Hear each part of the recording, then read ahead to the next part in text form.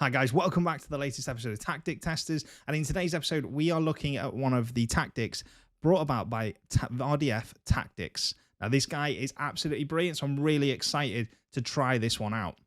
It is the Xavi Barcelona tactic, and it is 4-2-3-1, but it's not an asymmetric tactic. In fact, it's a little bit higgledy-piggledy, and for somebody like me who has slight OCD, this is killing me.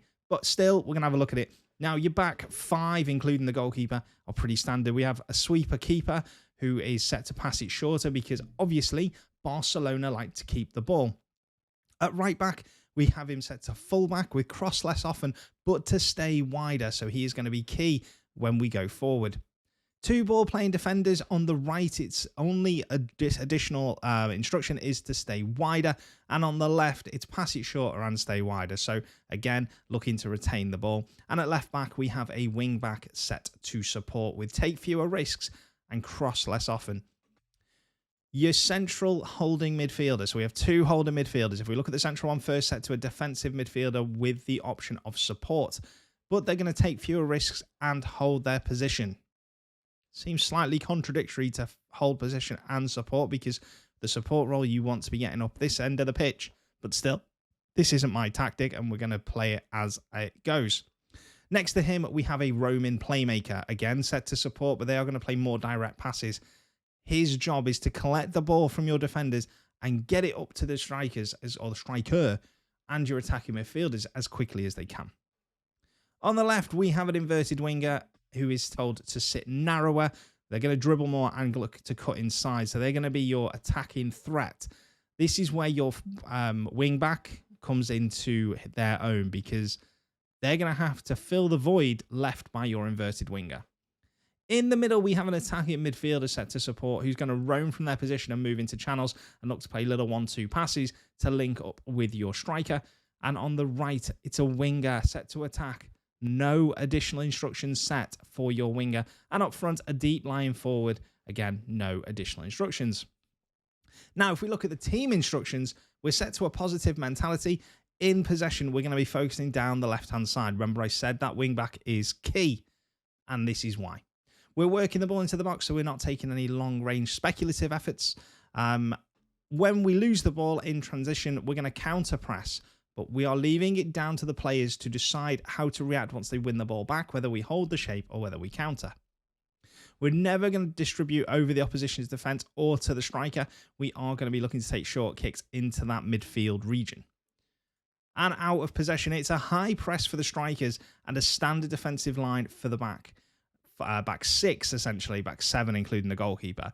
Now, the way this is ideally the way this is going to work is that your two banks of players, so your attacking unit, which is an attacking unit of 4, will act as one team and press high up the pitch, and your back 6, if we ignore the goalkeeper for this point, is going to be literally halfway line.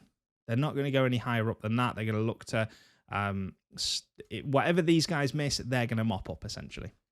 They're inviting crosses into the box as well, which I find quite dangerous, but we will see what happens. So let's see how we got on with Arsenal. And then, as always, we'll put the score into a league, and then we'll do AC Milan and Borussia Dortmund. So let's see how we get on. All right, then. So the Arsenal season is now in the bag. Let's see how we got on. We finished third. That's not a bad result at all, considering, we weren't Champions League material last season. So finished third, 76 points, 3 ahead of Chelsea. We finished above Tottenham and Man United, but we were some distance behind Manchester City and Liverpool winning the league with 98 points.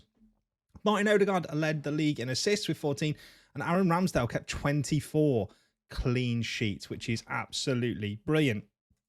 In terms of the squad, Gabriel Jesus, 27 goals over the course of the season. Odegaard got the 18 with 11 goals, and Martinelli 10 goals. So the goals were quite spread around, which was good. And in terms of our data hub, our passing was better than the league's. Our shots per game were better than the league's.